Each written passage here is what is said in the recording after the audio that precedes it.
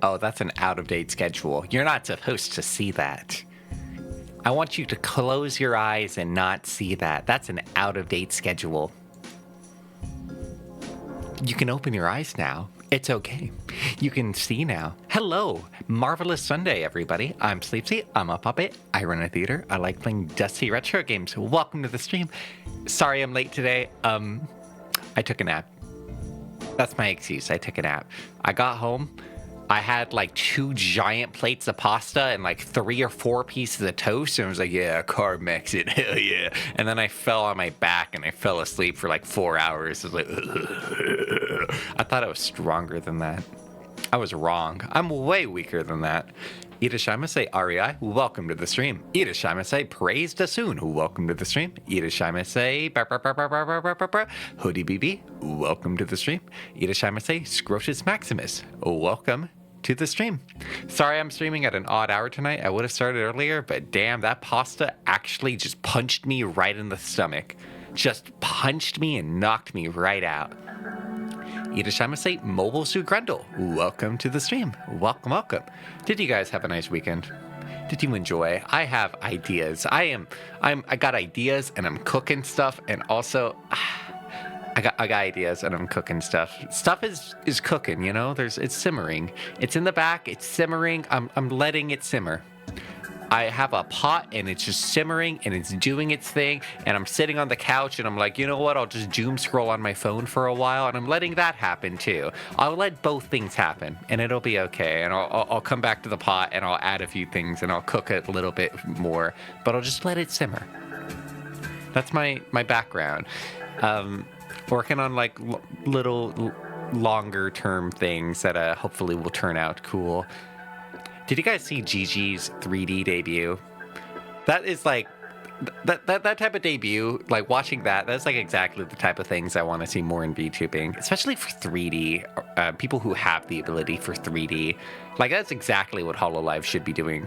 It's like they have these cool 3D technology in 3D studios, doing weird skits and weird like multimedia things like that almost nobody else has the physical means to doing. That's exactly what I'd like seeing from HoloLive. That's the shit. That is the shit. That's the type of thing that you watch Kizuna Eye back in 2017, and you're like, wow, this is special. I hope we get to see more advanced stuff like this eventually in the future. And then you got Gigi walking out here, and she's got like full, like real human actors in costumes that she's interacting with in her 3D environment, and you're like, yeah, that's the shit right there. Yago dressed as a wizard. It's like, yeah, that's the shit right there. And it makes me want to have my own 3D model. I've thought about this for a while, and I do have like a concept, like, it's like, I won't share too much about it, but I have a concept like 3D outfit and design already done, because if I ever do get 3D, I would probably want it to be a slightly different costume than what I normally wear in my 2D forms. And I was looking at it, I was like, I gotta save money. I gotta save money. I'm so broke. I'm so broke at all times. Some of my coworkers were talking about coffee today. It's like, oh yeah, what's your favorite local coffee place? Oh, I like this place. Oh, what's your favorite? And I was like, man, I haven't been able to have coffee in a while, because I'm so fucking broke. I'm so fucking broke, but I gotta save money. If I save hard money, you know, it's like the boomers say, stop having your $5 coffee. If I stop having my $5 coffee and my big avocado toast, and I save enough money, then I'll be able to spend stuff that's really important to me, like a 3D model for my VTuber. Like, that's really important to me. Long term, I think I would like to see, if possible, to get like a VR setup here. I know my roommate has a fucked up, he has like, so my roommate makes so much more money than he probably should. Because he has like a PS5. I've talked about this before. My roommate has a PS5. I've never seen him play video games on his PS5. Now, part of that is that the PS5 has no games. We all use his PS5, all of us. The entire household uses his PS5 only to watch Netflix and HBO and shit on. We don't use it for video games, of course, because PS5 has no games. But he also has a PS5 like VR headset and VR like controllers and all of that. And it's all just sits in the living room collecting dust. Like, man, what do I do? What do I do for a good VR setup? What do I do? The things I would do. The people I would kill for a cool VR setup for Sleepsy. Yidashima say, Loki Hearth, welcome to the stream. Everybody wants you? No, it's okay. You don't have to stay. You don't have to lurk. No. You're all good if you need to. Deny that message. Your message has been denied. Be gone, bot. Be gone. Dan Clancy has been going on a rant about how they're trying to, not a rant. Dan Clancy and Twitch are like doing a bot calling system soon. I saw some mild discourse on Twitter about it today, and I saw that discourse and I put my hands up. I'm like, I'm not going to touch any of this. I'm walking away from this discourse right here. That said, if whatever they do removes some bots from Twitch, I think that's a pretty good thing. You know, I think that would be a pretty cool thing. Less bots on the internet would be pretty cool. Remember when Elon Musk bought Twitter and is like, hey, I'm going to remove bots from Twitter? And then Twitter proceeded to become the most bot-ridden website I've ever seen before. Yeah, it was pretty funny. It's pretty funny. Yidashima say, Goopy Grapes, welcome to the stream. I hope you're doing well today. I hope you guys had a nice weekend. I hope you guys did something relaxing and fulfilling. You know, even if that thing was like, you set aside the time, you finally made the time, you had a full day off, and you cleaned your bathroom. Or you just cleaned the toilet, not even the whole bathroom. You just scrubbed your toilets. Did you finally scrub your toilets? I've been seeing them. They've been collecting mold. You finally scrubbed them. They look nice. You got a nice place to shit now. I hope you guys have a nice place to shit. It's clean and comfortable. You got into asceticism, and you stopped having any material desires and then instantly relapsed back to normal when you have enough money for the 3D model. Yeah, I'm going to start meditating and grinding. I'm going to go into like a full grind set move, but I'm also like hard, miserly meditation where I'm like on that grind set. I'm doing anything I can for money, but then I'm also like, oh, I'm stoic. I need no physical desires. I have no need for your physical needs. No need for food beyond basic rice. And the occasional bean if I'm feeling frisky. Save up all that money, bam, 3D model, back to my old ways, bam. Itashai Burn, welcome to the stream. I hope you're doing well today. I want money. I want money so bad. Again, my hard goal, I don't know how realistic this is, but my hard goal is to switch careers by the end of the year. Like I want to, my current job, it's not very good and it doesn't make me a lot of money, but it just makes me enough that I can basically pay rent, and that's it. That I'm alive. My current job is doing its task of keeping me alive. You know, it's doing the bare necessity a job can do. I am alive. I am able to pay for my house and my food, and that's about it. I would like a job that I can pay for my house and my food and also fun things. I think, and also like health insurance. That's like a rich person fantasy I have though, you know. Rich person fantasy of having health insurance. Do you guys have rich person fantasies like that? Like, you know, being able to afford health insurance or being able to afford, you know, a mattress? I have rich person fantasies like that too sometimes. My biggest fantasy is one day I hope to be able to walk into a restaurant and order an appetizer. Oh man, I don't know how realistic that is, but one day I would be like, yeah, let's go ahead and get the chips and dip. It's on me. Oh man, one day. Itashai 39999, welcome to the stream. Realize being vegan and never eating produce before makes you rot like a monk by default. Uh-oh. Are you vegan too, Goopy? I tried not to talk about it too much because I know some people make fun of vegan very easily. But I don't want to make myself too much of a target, you know. But yeah, being vegan I find to be pretty cost effective as long as you know how to cook. If you don't know how to cook, being vegan probably is a little bit more expensive than being a regular omnivore, like, you know, the default diet. But if you know how to cook, I mean, rice, beans, and vegetables are pretty fucking cheap. Tofu, pretty fucking cheap, you know, as long as you know how to cook. You want to go to medieval times? My only experience with medieval times is watching the hit movie Cable Guy, starring Jim Carrey and Matthew Broderick, where they have a whole scene that takes place in medieval times. And I really like that movie, and I really like that scene.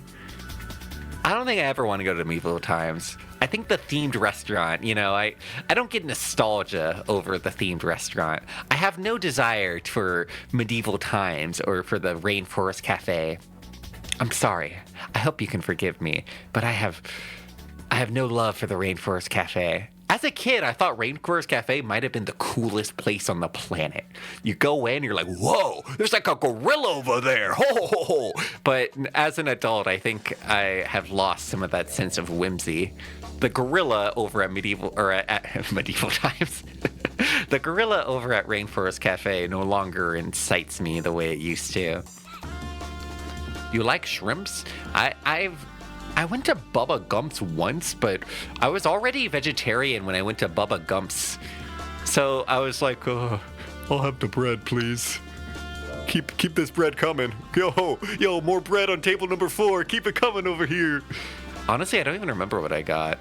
I might have gotten like a salad or something really boring and lame. How about the Chuck E. Cheese? I do not subscribe to Charles Entertainment Cheese much anymore. Never since they said I'm not allowed to play in the play center anymore. They kicked me out. They told me I'm too tall. I no longer vibe with Charles Entertainment Cheese. We're not on speaking terms. Itashimase, Netcheck Michael, 64. Welcome to the stream. Also, I do not know if I said hi to Cloudy, but hello, Cloudy. Welcome to the stream. If you guys can't tell, I think I'm fully over any COVID-related symptoms. I'm still like wearing a mask in public right now because I think on average, you're like, I looked it up and I got some conflicting results because it's probably not perfect, but I believe you're still contagious for 8 days after you experience symptoms, or maybe it's 8 days after you start having symptoms. Either way, I'm still gonna like wear a mask until like Wednesday this week, I think, just in case, because I don't want to like be that typhoid Mary gal and start spreading COVID all over the bus and all over the workplace and everything. None of my coworkers have said they're sick right now, outside of some of them that say they have a stomach bug, but that wasn't me. I was not the person with the stomach bug. I was the person with COVID, so that wasn't me. Somebody else gave them the stomach bug. Some of them else has given them the bad tummy aches. That ain't me. I'm innocent of that one. Your Honor, I'm innocent. Now let me out of here. Also apologize. Your Honor, I move that the prosecutor apologizes to me right away. Itashimase, BPmon, good morning. Good morning. Marvelous Sunday morning, everybody. Ever since the Bite 87, Chuck E. Cheese was never the same. When I watched Fantastic Four, the Chuck E. Cheese 2 commercial came out. Excuse me. The Five Nights at Freddy's 2 commercial came out, because I didn't know they were making a sequel, but that makes sense. Now, I played the first Five Nights at Freddy's when it came out, and I thought that game kind of sucked booty. And then I proceeded not to interact with anything else from that franchise ever since then. But honestly, watching the trailer for that movie, I'm like, yeah, you know what? I think I kind of get it. I mean, I've always kind of gotten it. I've just never felt like I've been the target demographic for it. But yeah, I was like, yeah, this looks fun. You know, this looks like a fun, stupid-ass slasher movie. It's like, well, yeah, I could see it. I could see some of the appeal. Like, I could see myself enjoying this, at least in movie form. In video game form, I'm like, But in movie form, it's like, yeah, you know what? That second movie looks pretty all right. I have a few coworkers who are quite a few years younger than me, and a couple of them were talking about how they want to organize like a group outing to see Five Nights at Freddy's 2. And I might be brave, and I might be like, yeah, will you let this old timer come in and watch your Zoomer movie? I've got room for a old timer with creaky bones. Got room for me in that movie theater. I might. Chuck E. Cheese is desperate and failing. with Weird Adventures, like the adult location with just arcades, Wapner, how long they'll finally give up and capitalize on FNAF? But like, you think they're just gonna like have the Five Nights at Freddy's crossover? That'd be kind of fun, actually. You know what? If they're gonna do like adult locations like that, I feel like with their adult location, they should just reach out to whoever owns Five Nights at Freddy's and just do an official crossover with them. Just be like, yeah, Chuck E. Cheese and Freddy Fazbear hanging out. They don't need to do like weird, like bloody anything, even for that to work. I think if you just had like in-universe Freddy Fazbear and the Funky Bunch just hanging out like animatronics and costumes like that, hanging out with Chuck E. Cheese, I think they like, you know, like the normal versions of them, the ones that are like clean and the like, you know, the actual versions, not the like bloody serial killer versions, but the normal versions. I think honestly that would get enough people going to the weird adult locations. I didn't know they had adult locations, but like, yeah, like haunted house, that also I think would work too. Chuck E. Cheese helped kill arcades. Yeah, fuck Chuck E. Cheese.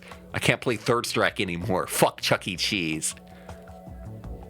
Welcome in, Fokeno, and welcome in 1, 2, 3, 4, 5. Welcome to the stream. I want to go to a haunted house this year. Every year when Halloween rolls around, I'm like, yeah, I'm going to go to haunted houses. I'm going to do it. I'm going to go to a bunch of them. And I never do. I want to go to a few this year. I feel very social, very outgoing. I realize I'm good at going out now. Like, I have enough social stamina to go out. I'm still really bad at talking to people. I have no riz, zero talking ability. They should let the youth into the Spring Lot mascots. Yeah, they should let the little kids. If you're, like, small enough, you're allowed to get inside the machines themselves. So I still have a Chuck E. Cheese token somewhere. Yeah, I got a couple of euros, too. Same thing, right? I got a couple of euro coins. Same thing, right? Everyone says they're cool when they meet Sleepsy. That's because I didn't drool on them. I wasn't drooling or spitting at them when I was talking. I had to put in all of my conscious effort not to do that. If I lasted another 5 minutes with them, I would have spit all over their face and they would have been so insulted. They would have put a twit longer about me. Like, I met Sleepsy? Oh my god, you won't believe what he did. He fucking spit on me. This bastard, he fucking spit on me. He spit all over my eye, and then I got an eye infection. Then I lost an eye. Now I have to wear an eye patch. Cancel Sleepsy. Korea and Japan never had Chuck E. Cheese, so you want to go there just for the old age? I thought Chuck E. Cheese was like exclusively North America. Are there any other places that would have had a Chuck E. Cheese? There's no way it made in Europe, did it? What did Europe have in terms of like the really like kid-friendly arcade stuff? What do you Europeans? I know some of you guys are European right now. Anybody who's peeing, what did you guys do for like the cheap birthday party as a kid? Because like Chuck E. Cheese is like the hallmark of like affordable American birthday party, right? You either have it at your house, you have it at your park, or you have it at Chuck E. Cheese. Or a place like Chuck E. Cheese. Like for me, I actually didn't go to Chuck E. Cheese as often as I went to Peter Piper's. I went to Peter Piper's way more often as a kid. Peter Piper's is like Chuck E. Cheese, but instead of a mouse, they have a big purple dinosaur. He's like Barney, except he looks cooler. Way cooler than Barney. Chuck E. Cheese is large in Saudi Arabia. They have a really big success there. What the hell? For real? For real? They should hire mercenaries and besiege a rural Iowa town by force and start a nation state. So true. Bowling alley. Yeah, I guess bowling alley was pretty popular. Laser tag. I never did the laser tag birthday. I went to a couple of kids who did have like the laser tag birthdays, and those were so hard. Those are like the hardest birthdays ever. You go out with the boys to laser tag, that's like the hardest birthday ever. The boys and laser tag goes fucking hard. I had one kid who he had a birthday. He was like richer than most of us because he had his birthday party over at the local amusement park. Not like a super big one, but it was like, you know, like a nice little local amusement park. They got roller coasters and rides and stuff. And that was like one of my core childhood memories. Me and the boys going on the roller coaster so hard until one of the kids barfed. That was fucking awesome. Actually, when I was like in third grade, one of my classmates, she gave out invitations to one of her birthday parties when she was turning like 9, right? She gave out invitations to everybody in class. And I got that invitation, and I guess it didn't click into my head that I wasn't really friends with this girl and that I shouldn't go, because in my head I was like, oh, I got an invitation to a party. I guess that means I have to go to this party now. And I went, and I was the only boy there. And I instantly felt this sense of dread and embarrassment inside me as I realized, I was like, oh, she just invited everybody to the class because that's like the nice, polite thing to do, but she probably only wanted her friends there. And I realized I had to kill time while I was there because it's like, I don't know any of these girls. I mean, they're all my classmates, but I don't know any of them. And like, as a defense mechanism, I think one of the girls asked me why I came, and as a defense mechanism, I said, I came here to annoy you guys. I just started acting really, really annoying for like the next 3 hours until my mom came to pick me up. I haven't thought of that in years. Let's move on to a different topic, shall we? Shall we? Let's move on to a different topic. No more birthdays. Birthdays can bring up some traumatic memories, can't they? Your core birthday was having a combo arcade and mini golf course? Yeah! The place I grew up at, it had a place that had... So it was the laser tag place. The laser tag was part laser tag, part arcade, part mini golf, part go-karts. It had everything. It had all 4 of those, all in under one roof. That place was sick. That place was fucking radical. Had a couple of awesome memories there. Make your birthday worth all the trauma you endured. I was thinking about, because you guys saw the new Nintendo Direct, the partner Direct, right? Did you guys like anything out of that? Because I have 2 very big wins out of that. I don't remember most of the games, but the one they opened with, Monster Hunter Stories 2, that got me going. Like, I love the first monster, or not the first, I love the second Monster Hunter Stories. Monster Hunter Stories 3, that game's gonna be sick. That game's gonna be radical. I'm so excited for that one. And then the other big one was the new Katamari Damacy. Now, I could do the thing of being like, I've been playing Katamari recently. I guess I single-handedly revived the franchise. Ho, ho, ho, ho. It's because I did. No. No. People are always streaming Katamari Damacy. Yeah, there's a new Katamari coming out. I think it's coming out in like October, November, really soon. And new Katamari. When does it come out? Come on, Koei Tecmo. No, wait, Bandai Namco. Come on, Bandai. When's it coming out? October 24th. That's like in 2 months. That's so soon. Yeah, it's a new game. New. Like new game. Like new. Like new. Not a level pack. No, it's like a new game. Like a full new game. Like a new-ass video game. Pac-Man War 2, baby. I'm glad that's the thing you're excited for. Itashimase Vito Voti. Itashai Milsy Poo. Welcome to the stream. Welcome. Birthday trauma is prominent because you're conditioned to believe it's my big day. And anything negative affects you tenfold. It's so true. One time my little sister, I remember she was crying so hard on Christmas because she thought she didn't get an Xbox. she opened all of her presents and none of them were an Xbox.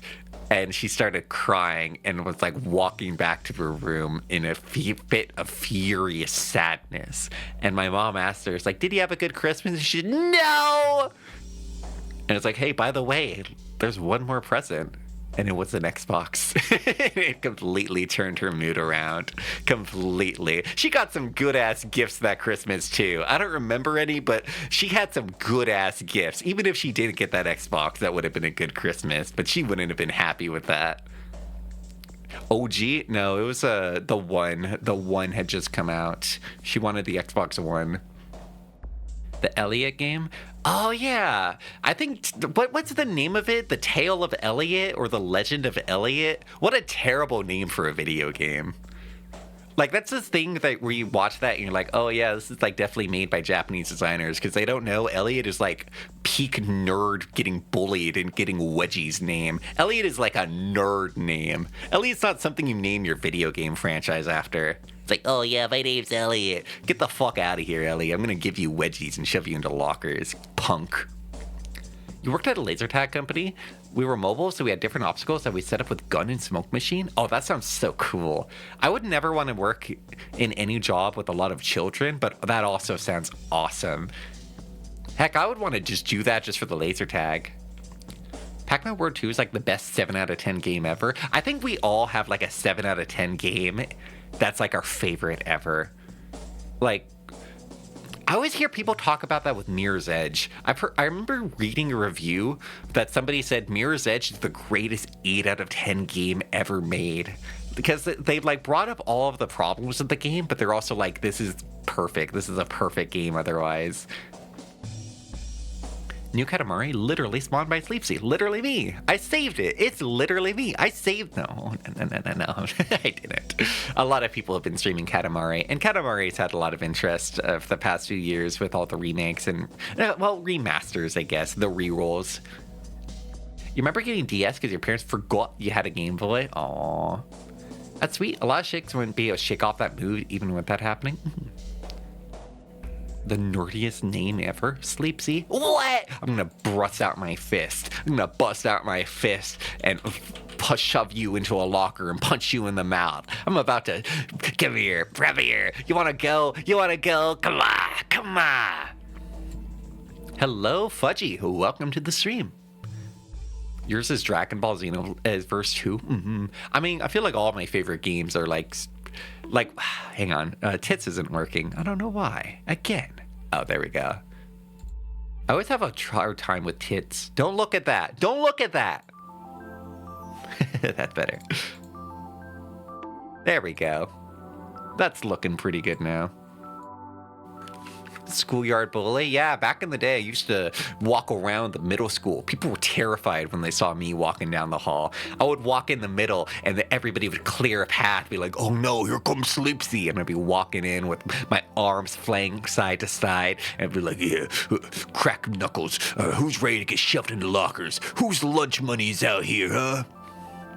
Hey, pizza face, come here. I want your lunch money. And grab Pizza Face. That's what the kid I called with acne. And grab Pizza Face by the collar and kiss them right in the mouth. Be like, that's my lunch money tax for today. Better have it by tomorrow.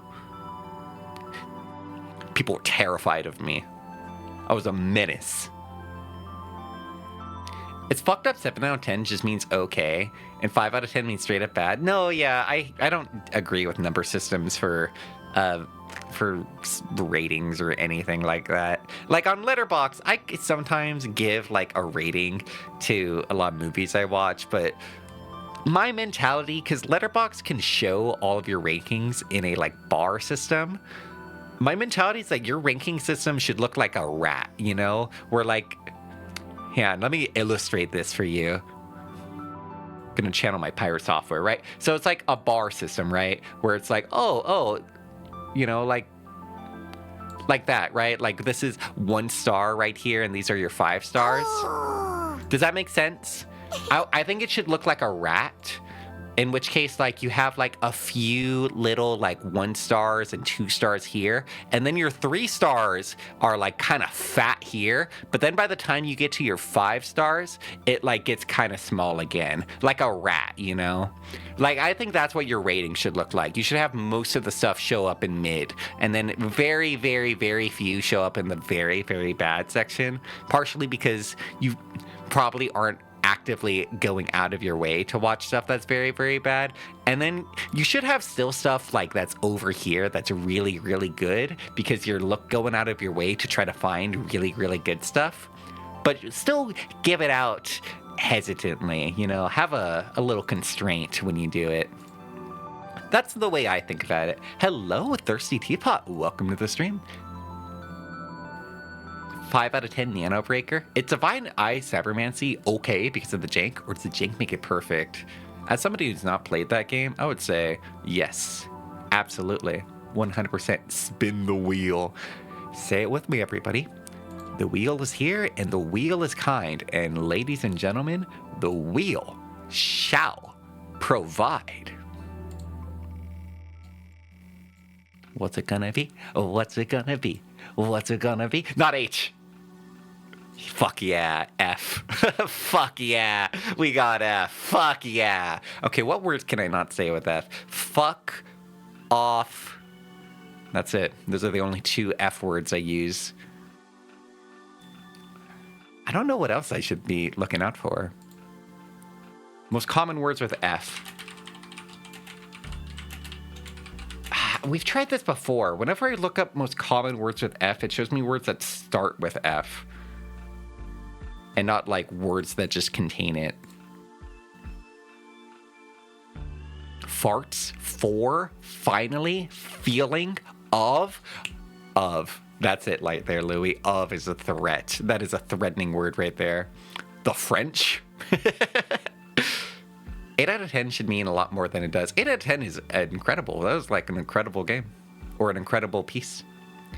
Reviewers are incentivized to be positive and skew the average and kick off a power creep. It's also just that, like, I think most reviewers are very... They're not good writers. Unfortunately, I think most reviewers are bad writers and bad at illustrating their thoughts and bad at analyzing the different parts that bring together a piece of art. You know? At least I feel that way. Both, and I mean that both like professional reviewers, you know, somebody who works for like a professional outlet, but also like the casual reviewers, like somebody who's just posting a video on YouTube. I think that like both of those are generally the standards are pretty low. Okay, time to start the timer. Let's see here. I mean, we had W last time. W was rough. I'm going to set a limit for the next 30 minutes. We're not going to do an hour whole. Okay? No, not an entire hour. Just 30 minutes. Must be cautious. I must be cautious. You discovered a lovely okay game. Spiral Knights, made by Sega. Don't mess it up. I won't. You like Right to Hell? I love Anonymous Agony. Anonymous Agony is considered by most to be terrible. I think all the time, Anonymous Agony. Same with Deadly Premonition. I love Deadly Premonition. Dang. A little hard. A little hard.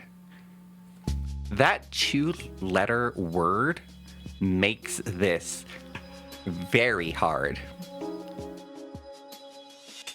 You too enjoy Twin Peaks. So true. So true.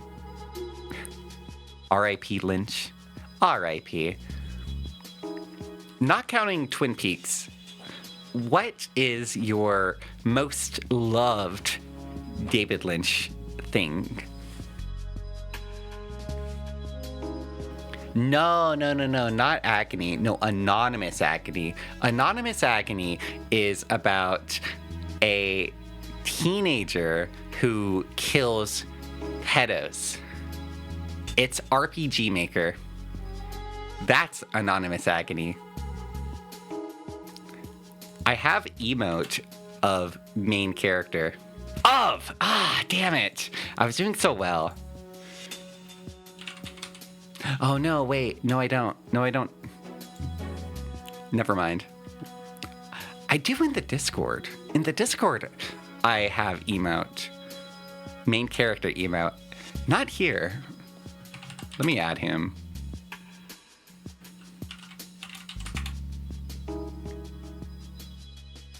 Bruh, where is he? Where's my guy? Where's Hayes Stratos?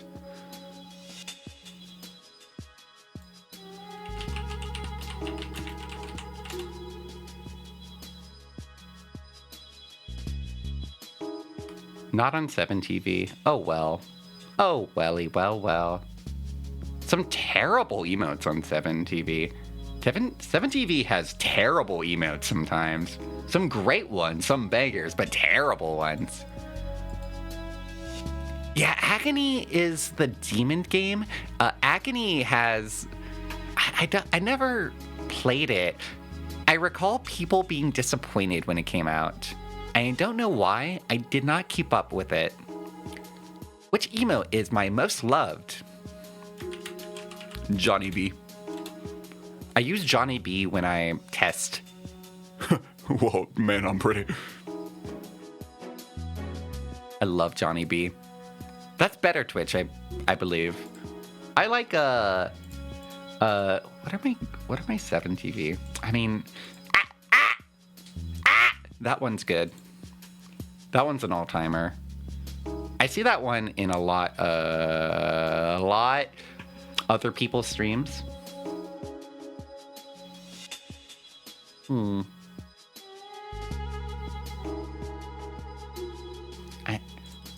Also a banger. I like Dog Weird. I think those two. Those two are my fave. Fave? Why'd you say fave? Why'd you say fave? They hyped it up. Turns out it were not a whole R-rated like they advertised. Yeah, I didn't keep up with it. It was more walking sim, right? The only thing I know about Agony is when it came out, Jerma did a stream in it. I'm trying to remember. Jerma got a bit out of that stream. Jerma got a bit during that stream. I don't remember what bit. Oh, hello, Galuda. Welcome. And hello, Ren. Welcome to the stream.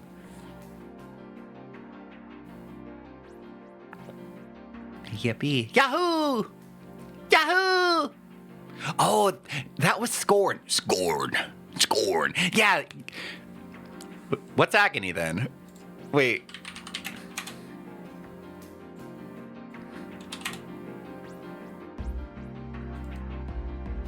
Are these the same games? They look like the same games to me. Scorn. No? They look like the same games to me. I can't tell. They look like the same game. But one has Geiger art, and the other has Demon Booty.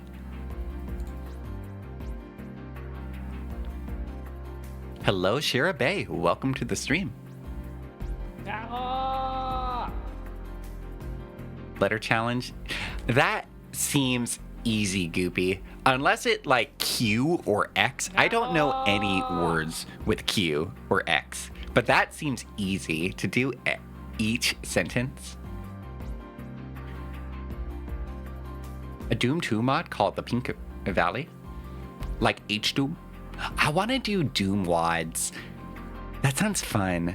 Fun? That sounds like a good time. Scorn's ending disappointed? Scorn is more like science biopunk? Scorn. Like that? Scorn. That's how Jerma said it. Scorn. Considered? What's wrong with considered? Oh, no, you're adjusting yourself. Pink Valley, pretty disturbing mod, all things considered. I didn't play the My House WOD, but everybody was talking about My House last year. Yourself. We'll cheat. Yourself with a V. We'll cheat that one. Ending was great, so cosmic horror, but that's your onion. My House was just it was just House of okay, well that one failed. My House was just House of Leaves, right? I read House of Leaves. Everybody was talking people got really into House of Leaves on the internet the past few years. House of Leaves always had like a pretty big audience on the internet, but people got really big into it. And I could be like, I read this back in like 2016. I was ahead. I'm better than you. I'm better than all these people who got it from a YouTube guy. And it's because I am. I am better. If you got into anything because of YouTube, I am better than you. I am. You like House Leaves? Because weird sentence structure? House Leaves has many, many good gimmicks. It's way more than its gimmicks suggest. You hear the idea behind House Leaves, and you go, oh, hey, that's a cool gimmick. That's a really cool gimmick idea. And then you read it, you're like, whoa, there's like a whole commentary about the structure, storytelling, like storytelling structure and narrative. Super cool. Super, super cool. Louse Leaves? Louse Heaves? I'm gonna heave.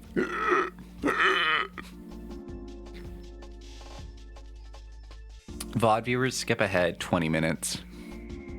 I'll begin soon. Time number 1 you heard House Leaves was the title of Kevin MacLeod. Name seems familiar. Familiar? Name seems something. Who? Literally who? Literally who is this man? I'm Kevin MacLeod. I'm a composer. I write mostly royalty-free music stuff for the internet, and I'm in Florida. Imagine being that place. Imagine. He made Kerbal Space Program OST. Oh. Or rather, their music was used in Kerbal Space Program. On the Wikipedia article, it says one of their compositions, Monkey Spinning Monkeys, is among the most played songs on TikTok. Played over 31 billion times. What song? Monkey Spinning Monkeys?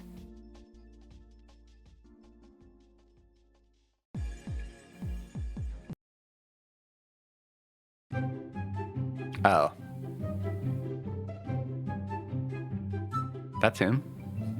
Banger alert.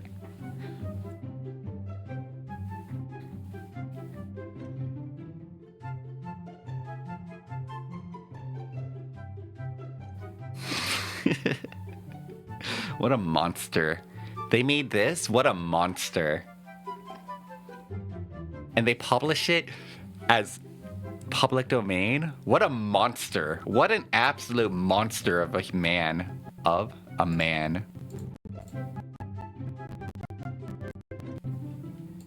I know, I can see the monkeys right now. I can see them in my mind. Do you see the monkeys in your mind? MacLeod? Not MacLeod? I know, right? He says MacLeod. He's pronouncing his name wrong. It's MacLeod, not MacLeod. God, read your own name, dude.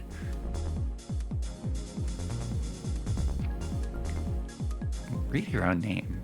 Speaking of speaking on YouTube, have you watched any nice YouTube videos recently?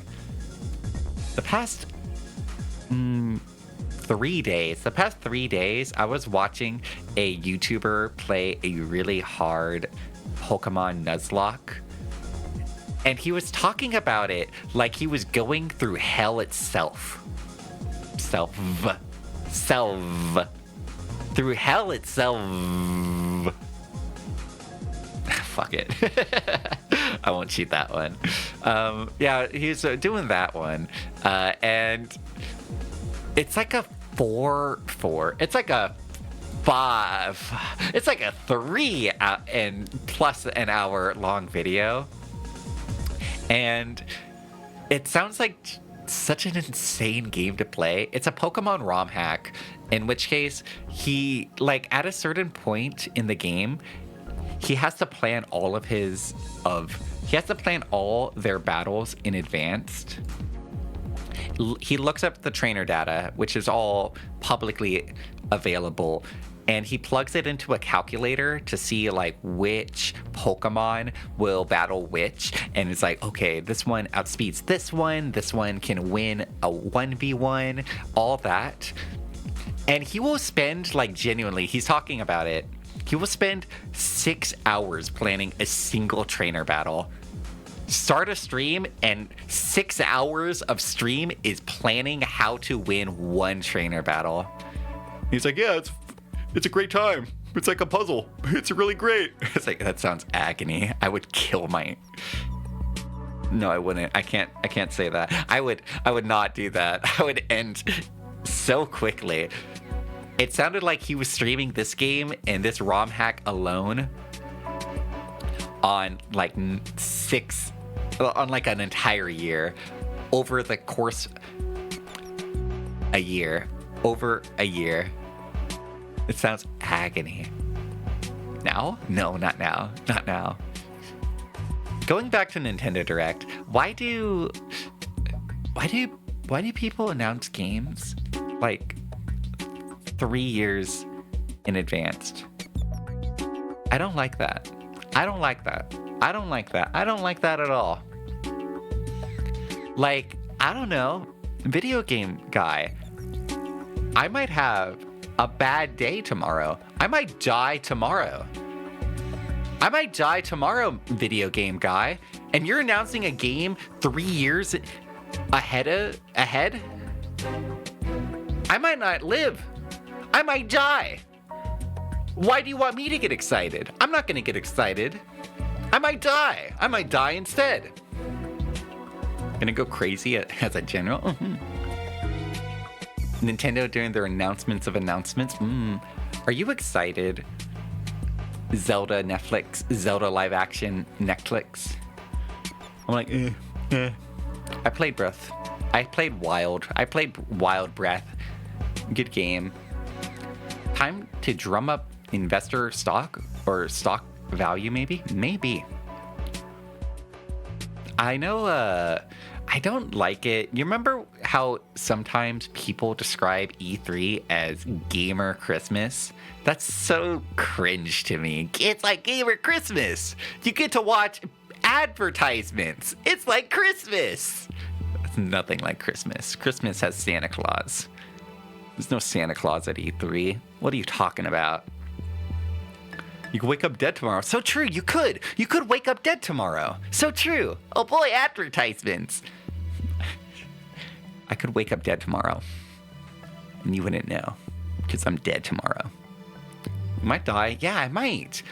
Why ever be excited? I might die right now. I might aneurysm right now. Oh, I can't. Screw gamer Christmas. Screw it. What did you think? Camping game. I thought kinda neat idea, but $16? $16? Why camping game $16? Like, I like making camp bond torch heat. I like making that. I like the challenge doing that IRL. I like that. And doing it digitally has some appeal to it, right? But $16? Why? That's so expensive. $16? No. Mage Arena is $3. You can cast spells with $3 instead. Game take as long as hell to make. 3-year dev cycle. Too much. I think when you watch like trailer and like announcement trailer really cool, and then they end announcement trailer with "it's out Now! I think that's always so cool. That always pops hard. That always pops hard. It's out in 2 hours and you go, whoa! I think that's super cool. I like that. Buy it now, $3. You can't make me. Fuck you. Trying to trick me? Fuck you. I win. I'm the best. I did it. Honestly, I think I did really well with that. That one, I limited myself to 30 minutes. That only took like 15. That was pretty good, right? That was a pretty good run. Never forget Zelda 1, the bow-consuming rubies for arrow, and Twilight Princess, you have an armor powered by money. Hell yeah. I like in video games whenever you have something that's powered by money. Like you're draining your money to use it. That said, most of the time they're still like really underpowered. And they should, like, when you're using something that's powered by money, I want it to really pop off. I want to use that buck for big power. And most of the time, it's not as exciting as it should be. When did you get a vowel? There are no vowels in the wheel. The wheel has no vowels. It has no vowels, and then there's, like, one other letter that I decided not to have either. One of the consonants, because I thought that would be too much, too. But yeah, no vowels are in there. Is Y? Let me double check. I thought, no, we have Y. Y is on the wheel, because Y is not a real vowel. Y is one of those fake posers. I think it's A, B, C. It's G. Yeah, G was the first one we ever got, and G was so hard that I decided to pull it off. I got rid of G, and I got rid of Chi. So I can't pull vowels, and I can't pull G or T.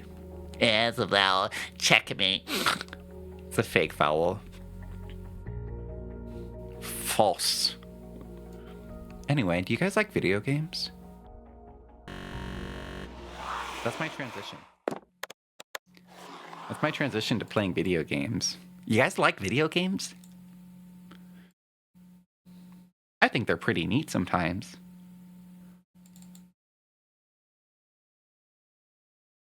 I think video games suck. Well, I think Coolsville sucks.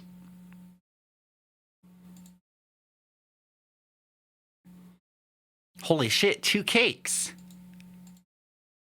By the way, I don't have a schedule made for this week yet.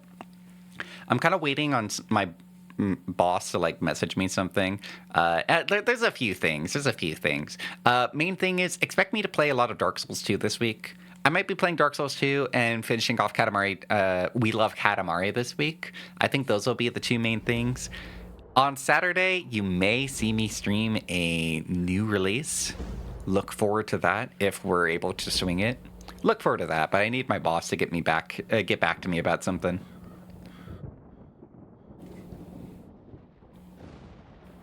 But you may or may not see a collab this week.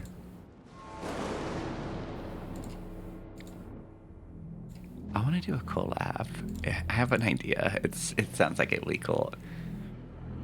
Sauce by Red Integrative. They also made Bunjigai and Gungrave. We played Gungrave for like an hour. That game is sick. I want to play more of that game. Also, it's kind of hard. Also, wait.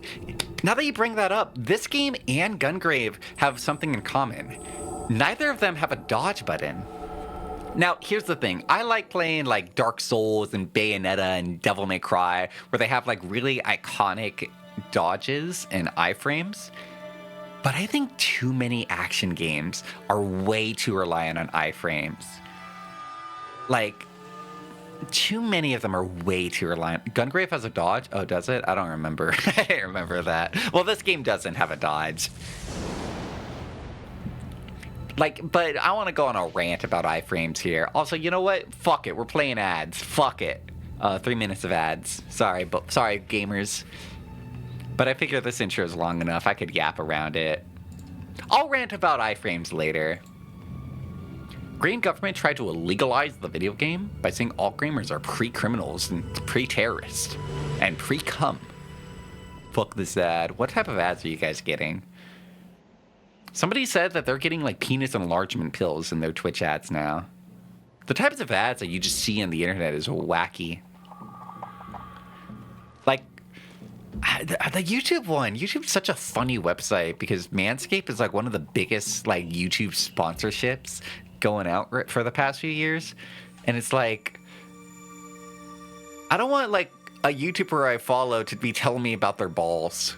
I don't want that. Do you guys want me to describe my balls and take a Manscaped sponsorship? Because I don't want that. I don't want to tell you guys about my balls. You guys can keep that information away.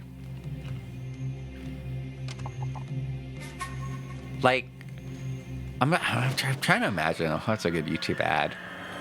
This stream is sponsored by Cuck Kings. That's right, Cuck Kings, the only Cuck King company that makes the best chair for you bucked. Our Cuck chairs come in with a switch port charger built into the dock. That way you can be watching your girl while you're playing your Donkey Kong. Hey chat, today's game is sponsored by Cuck Kings. Order now to get 20% off your newest chair. Do people like the new Donkey Kong? Because I see a lot of people talking about it. Is that like an actual great game, or is it just a new Nintendo game? Because I kind of notice that sometimes. Gungrave had 11 out of 10 stages, 2 out of 10 bosses, but it's fun building up 300 to 400 combos on stage 3. Hey chat, today we're talking about my nuts. You guys want to talk about my hairy nuts? Well, I've been shaving my hairy nuts with today's sponsor. The stream is sponsored by hairynuts.com. The stream is sponsored by horsecock.com. Go to horsecock.com to see exactly what you were expecting to see. I'm a Mexican redwood. What's the name of the tree? I'm a Montezuma cypress. I'm a coco bola. I don't know. Just pick a Mexican like type of wood that can be used, and I'm that one. If you liked Odyssey, I didn't like Odyssey. I never played it, so I don't like it. Yeah, Gact. It's the Gact video game. I want to watch one of the Gact movies. Gact is in a few movies. I want to watch the one that's like a sad love story. Hello, Metal Deer. Welcome to the stream. Are marketing make people human? You rarely see ads and feel like they're made by something that experiences thought in the same way you do. No, they're lobotomites. But not lobotomites like you guys are. But they're like lobotomites cringe. Not like lobotomites me cool.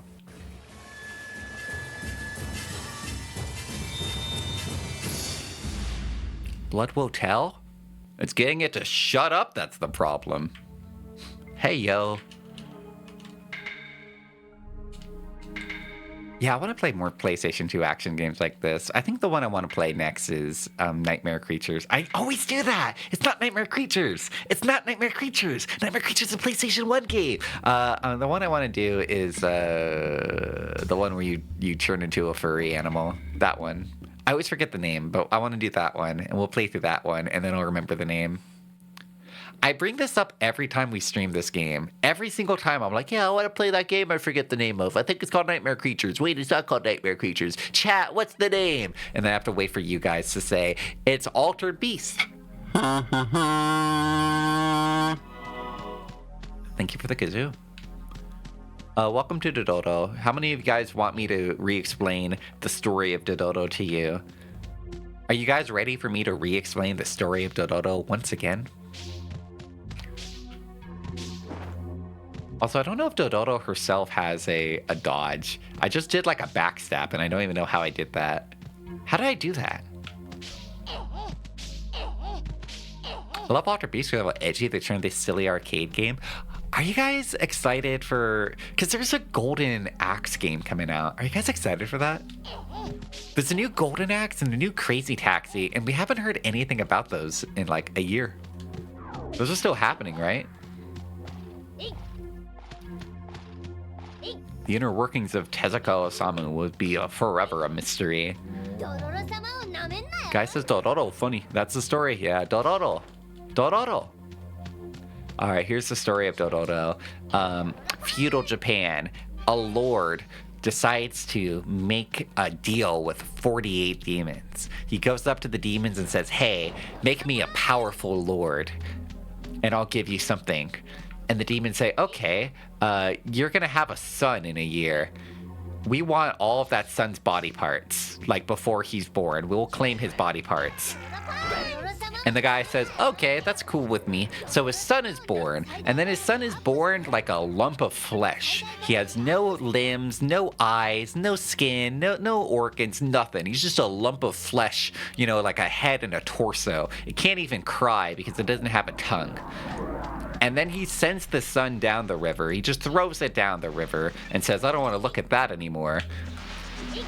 And a doctor, he comes across this baby, and he decides to raise it, and he gives it advanced prosthetics, and he discovers the baby is good at, like, spirit sensing because it doesn't have any irregular senses. Yeah, basically, his wife gives birth to the Eraserhead baby. And he has even less love for this baby than the Eraserhead baby. So yeah, and then this doctor raises the baby, and when the baby grows up, it grows up to the main character of Dororo, a guy called Hyakimaru. And that guy decides, I'm gonna go hunt down demons. I'm gonna go kill a bunch of demons, and every time I kill a demon, I'll get one of the body parts they stole from me back. And that's the story of Dororo. Also, he meets this little kid who's like a little orphan thief, and they become friends. I'm playing as a little orphan thief right now. They took his chakras. They took my man's chakras. That's fucked up. You can't just steal a man's chakras like that. It's like his sacred vow. Oh, that's a death pit. Whoops. I want the little ball. I want the little ball.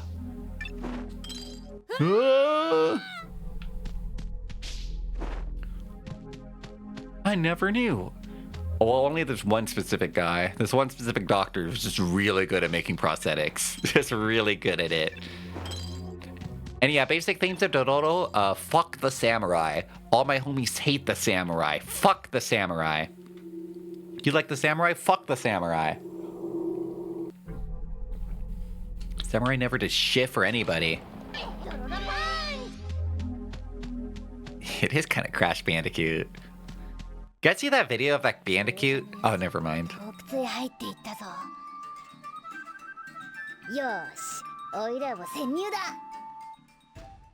You guys see that video of that samurai? Not that samurai, that Bandicoot. It has like a baby Bandicoot inside of its pouch, and this Bandicoot's eating a strawberry. But then this little pouch, it's like sticking his head out, and he's eating a little strawberry too. But it just looks like this Bandicoot just has a penis, and his penis is just licking a strawberry. Fucked up.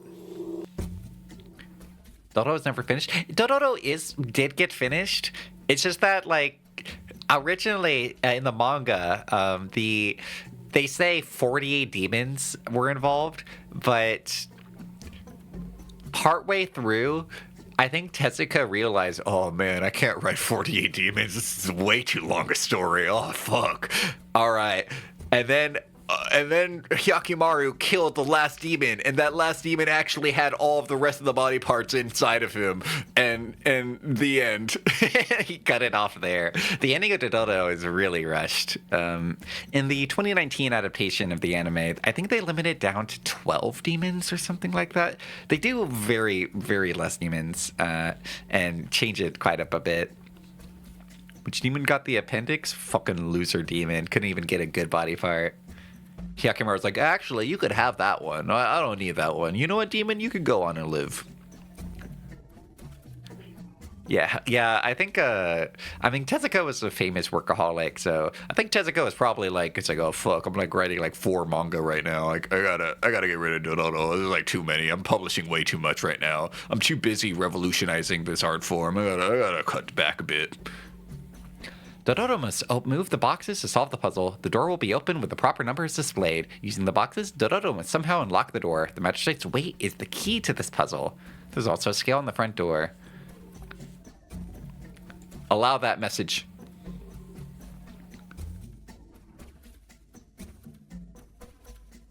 Sounds even more rushed than the original ending for Battle Angel Alita.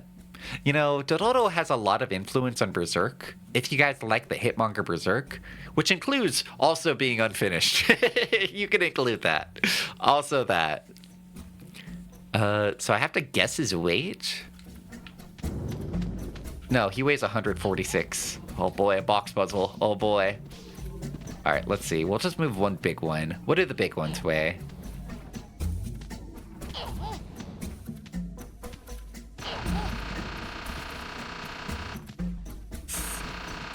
Oh wait, I weigh something too. Okay, so if these weigh 50, then I'll put 2 here, and we'll see how much the little ones weigh. This reminds me of that weight puzzle in what's the name of that game? Infinite Crisis or Incredible Crisis? Okay, and these weigh 10. Oh, okay, this is easy. I thought this was gonna be hard. Come on, I'm good at math.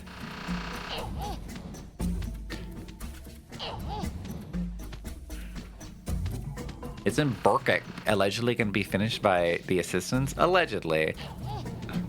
I didn't really check into it.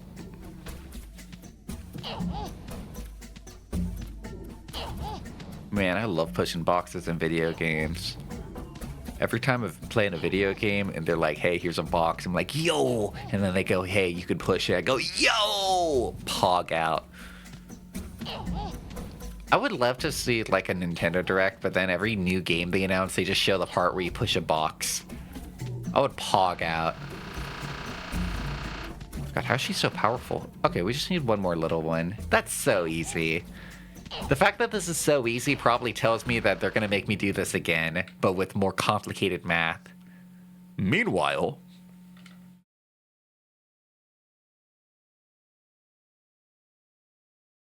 Yo, it's loading over there. ミオ、無事だったか。どうかしたのですか？いや、第五の兵たちが来てはいないかと思って。 His goons? いいえ、そうか。村で奴がこの寺を焼き払い畑にすると言っていたんだな。しかし、また第五影光が来たらどうするんだ。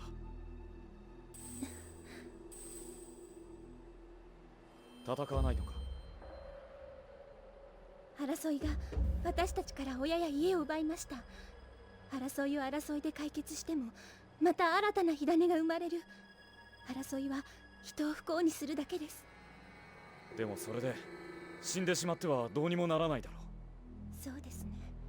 でもこの石をちゃんと紡いでいくことができれば必ずや明るい世界が来ると信じています。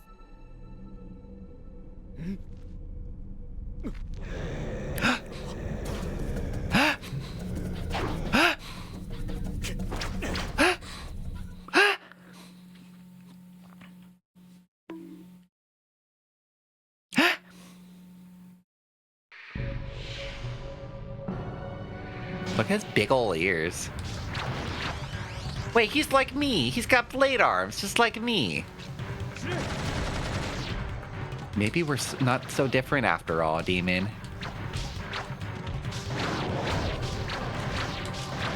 Why does this attack do so much damage? Why does jump air attack do so much crazy damage? Every time I see a humanoid enemy, I get excited because I could just do this. When they're built tall like that, I get so excited. It becomes so easy.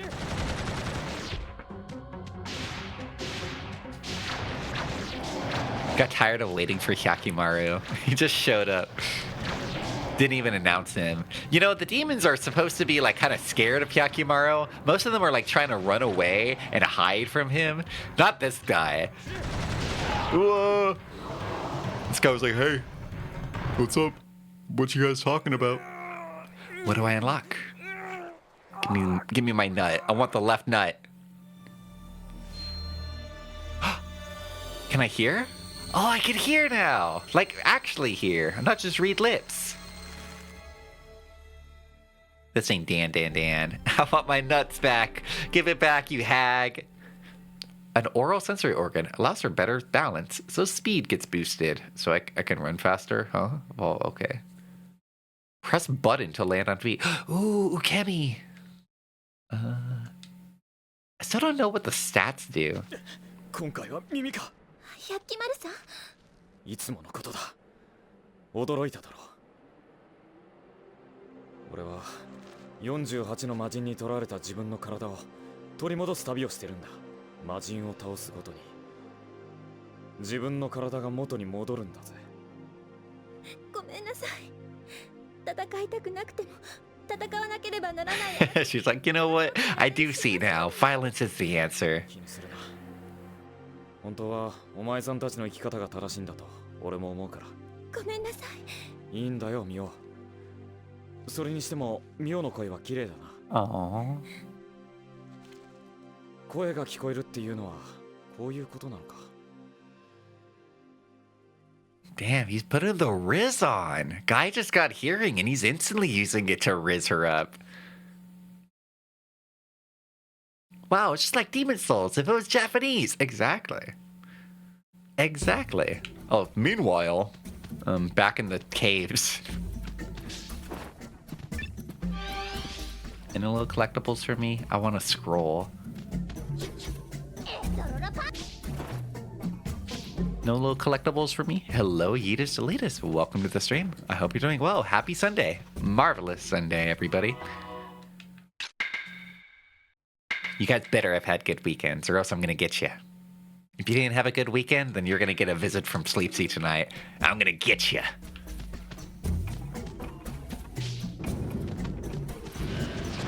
Oh, these guys are literally me. Oh, they're literally me. That's literally me. These are literally me. That's a Karakuri puppet. That's literally what I am. I'm in the game. This is a me game. No. I get excited whenever I get to see something like this in a game.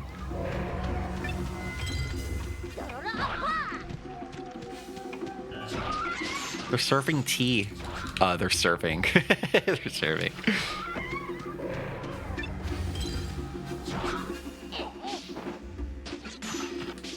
Can I just kick him? Yeah, just kick it. That's the same noise I make when you kick me too. Like, can I get you? Can I get that evil grass that's up here? I want to kill that evil grass. Let me fight the evil grass. No. There's a heart though. I want the heart.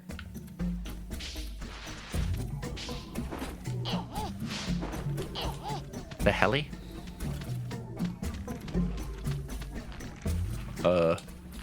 Hello? What are you? Hello? What are you? Oh, wait. I think that's a gameplay mechanic hint. Can be used as a foothold. Oh, that is a gameplay mechanic hint. Oh, it doesn't work on hay? What the hell? Oh. For real? That's so cool, though. I always like it when video games let you make your own platforms. Bruh.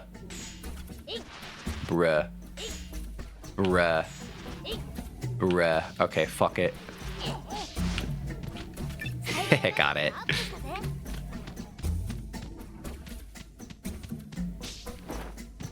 I hope you guys say bruh now because of me. I don't remember why I started saying bruh again, but I'm bringing bruh back.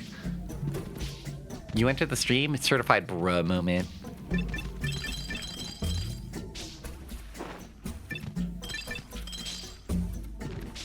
Whoa. Hello. Thank you, camera.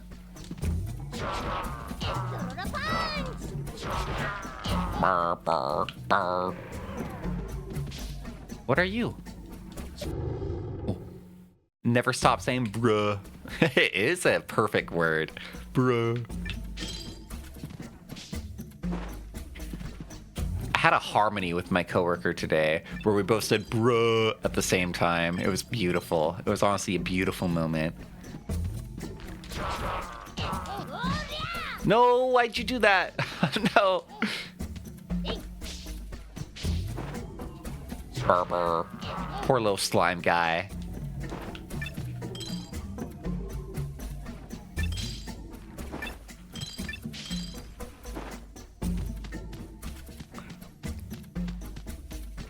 You unthinkingly let it out with the one friend who still says it? Bruh. That's a bruh moment. Bruh. Side note, I get really annoyed whenever I hear the bruh sound effect in videos, though. Like, it comes across as like Fiverr video editor type thing to do. Said bruh, Minecraft, oof, bruh. You lurk for a while? Some important phone call will come soon. Uh-oh. Good luck. An important phone call will come soon. That's scary. How intimidating. Meme sound effects in general, yeah, most of the time they're used without any confidence, you know, they're used, wait, I see a thing here on the map, wait, but yeah, they're used by unconfident editors. I don't remember who it was, but I watched a YouTube video a while ago. Oh, I think it was Veilfisk. Veilfisk had a stream where he hired like a bunch of different editors on Fiverr to edit the same video for him. Like he recorded something. I think he recorded Crab Game. And he had a bunch of different editors that he hired from Fiverr edit the same thing. And he found that the ones who were all like really low, cheap little editors, a lot of them were using the bro like sound effects and all the stupid meme sound effects. But the person he spent the most money on like didn't add any sound effects. They just edited the stream highlights video like it was a normal video. And I think that a lot with like content creators of like, yeah, don't go crazy with it most of the time. Unless you're really talented, just don't go crazy with it. Just pull it out. Just like show it normal. Like I think that's one of Germa's big successes is that Germa, his official edited videos and like one of the fans who edits his streams together too, like they don't add anything. They just like, well, like, yeah, here's like a Germa streams highlight. It's 50 minutes long and just has all of your like bits from the Germa stream. Nothing like crazy edited. It just looks normal. Like sometimes just be normal. Just be normal. That's it. You're not editing like for children. Just be normal. Just make it normal. Modern day, people use old cartoony sound effects. Don't even know the cartoon, the context of it. I kind of want to be into that. I kind of like the idea. I don't know. Maybe, I should try it because I don't know how long realistically it would take me with my own workflow because I am a pretty slow editor. But I feel like if I really lock in and focus, I could probably edit together a few of my streams just into really short highlights. Oh, over here. Not this one, this stream, not this one. But, you know, oh, wait, go there. You know, another one. Maybe one of my one-offs. One of my next one-offs, I'll edit that together, see how that comes out. Try to edit it down to like 20, 30 minutes.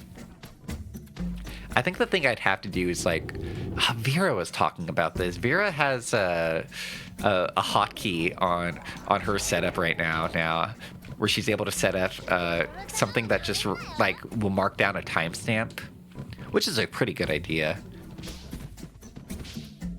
You know, just a little timestamp marker so you can go, oh, okay, I'll come back to the stream, like at this part, I'll cut this out. That's a pretty good idea. That way you don't have to watch the whole fucking VOD.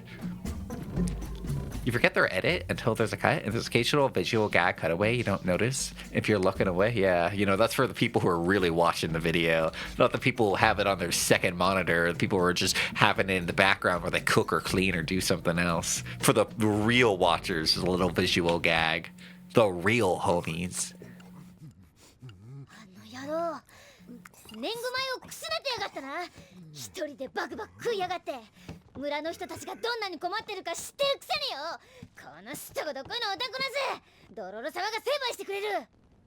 Was Dodo's plan just to beat the shit out of this old man? Was that their plan?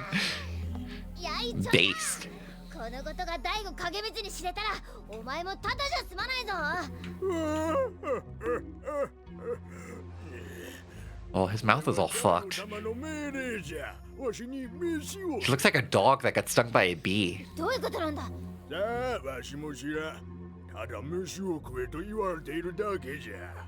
おい、この小僧を黙らせろ。はい。兄貴、山の洞窟に長者の隠し倉庫があったよ。おいら捕まっちゃった。ごめんよ。I forgot Dodo just has the ability to psychically connect with Hyakimaru now. ドロロ長者の隠し倉庫山の洞窟捕まったしっかりしろドロロ今すぐ行ってやる Not now, Dodo. I'm rising up the hood. 話したように第五の兵が来るかもしれない寺の中に隠れているんだはい Is she a robot? No, Dododos just looks weird. They just look like a little weirdo. It's like Game Art style. Don't worry, Dododo. Big Daddy Hyakimaru's running over. Oh, we got a new sword. That's right.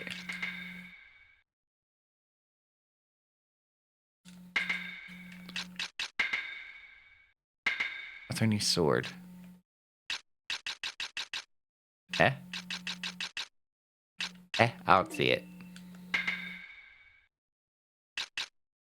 I don't see her new sword. セーブできるぞ She just sounded like one for a bit. It's kind of interesting because she does sound a lot like how she does in the 2019 anime. Like they got really, really close to it. Hyakimaru's totally different, but that's because Hyakimaru in the 2019 anime is quiet, edgy emo boy, which is how I like him. You know, this like smart talking Hyakimaru, it's fine. You know, it's the closer to the OG. I like it just fine. I like OG Hyakimaru, just totally fine. But the 2019 Hyakimaru, that's a husband right there. That's husband material, Hyakimaru. It's the same VA? Damn, that's crazy. Imagine being... Because this is like the first time Dododo... No, this isn't the first time Dododo ever got voice acting. There's the old 60s anime. I'm stupid. But yeah, that's crazy. Imagine doing the voice acting for like a video game adaptation. And then like 15 years later, they reach out to you again and be like, yeah, we want you back. Bring him back. That's awesome.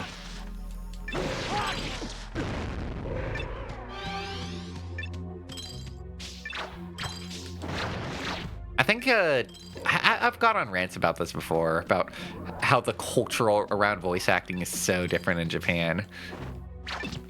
Like, you know, in Japan, you get cast as a character to voice, and you're going to be voicing that character in every TV show, every video game, every commercial, every audio drama. You're going to be that one voice for that one character for every piece of media associated with them until you die.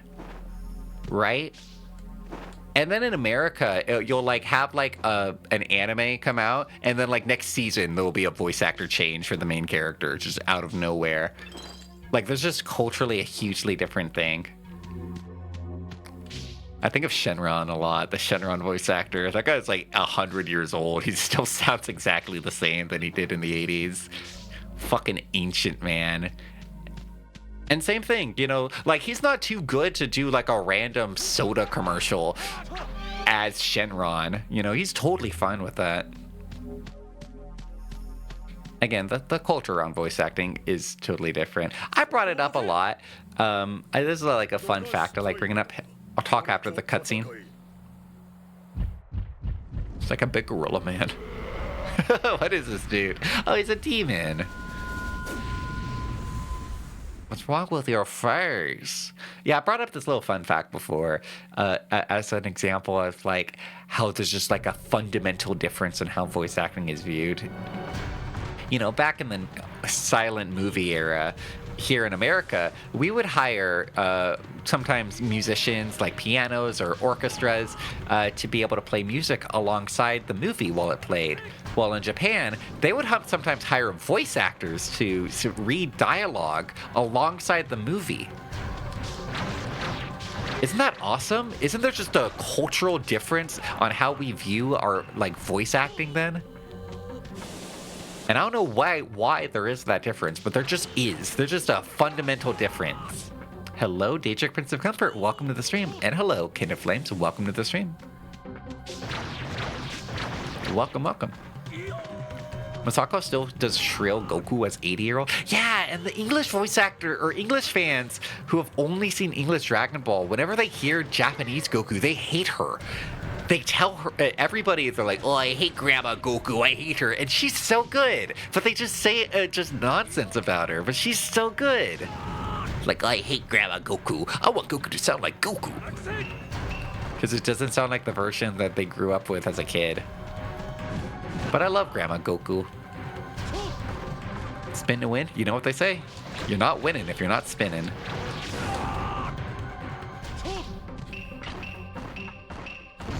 I missed. His moves are too good. He's too good. I missed again. Yo! Bruh. No, I should do this. Whoa. Yeah, to just call down the lightning. Yo!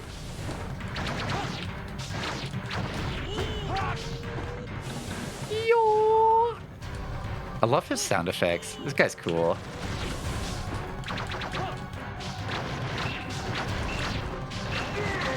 Get his ass.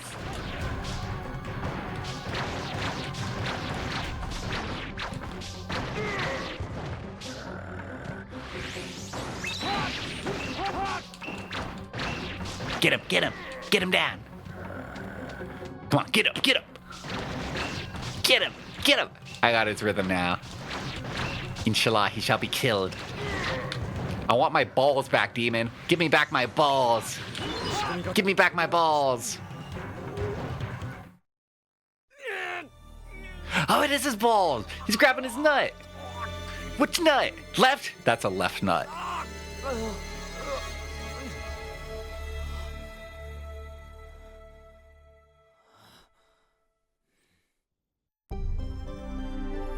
My stomach, oh, I got a little tummy. With esophagus, boost metabolism and max health. I can eat now. Well, I don't have a tongue, so there's no point. I'm a centrist. What Masako does is super impressive, but you still get why the voice works for a lot of people, but can be weird and annoying for me.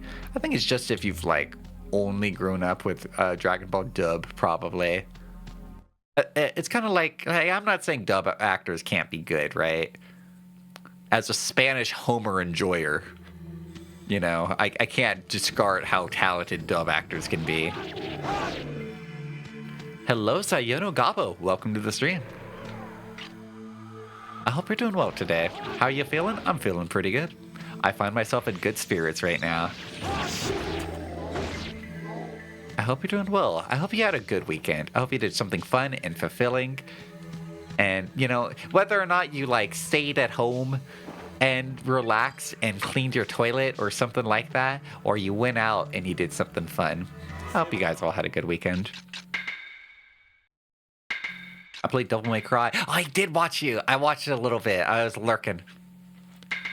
Devil May Cry, more like Devil May Peak of combat. Peak.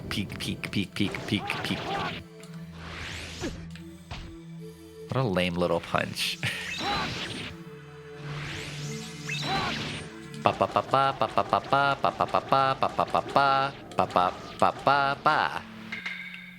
Sorry, I have to do that every time or else I'm not going to be able to hit the timing. Devil won't cry because the game too damn good. I'm crying tears of joy because the game too damn good. Man, I kind of want to replay DMC1. I've been watching a few VTubers stream DMC1 again, and it's given me the urge. I got the hunger. I got that hunger that only a little bit of Devil May Cry can cure.